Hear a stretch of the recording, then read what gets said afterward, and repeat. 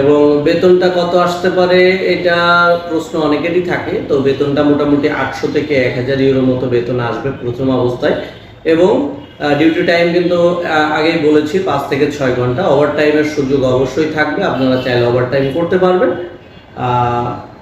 বয়স সীমা যদি বলি 18 থেকে 50 বছর বয়স সীমা। এবং থাকা খাওয়ার ব্যাপারে হচ্ছে যে একবেলা ডিউটি টাইমে খাওয়া দিবে, একবেলা কোম্পানি খাওয়া দিবে এবং থাকা কোম্পানি দিবে, বাকি সময়টা খাওয়াটা নিজেকে বহন করতে হবে। ডিউটি টাইম তো বললামই 5 থেকে 6 ঘন্টা, ওভার টাইম আছে। অতিরিক্ত হচ্ছে যে আপনাদের যেটা কাজটা করতে হবে বা অতিরিক্ত যে কাজটা সেটা হচ্ছে যে আপনাদের কিন্তু ক্রোয়েশিয়ার ক্ষেত্রে ইন্ডিয়াতে এম্বাসি ফেস করতে হবে। তো সেক্ষেত্রে কিন্তু ইন্ডিয়াতে যাওয়া এবং থাকা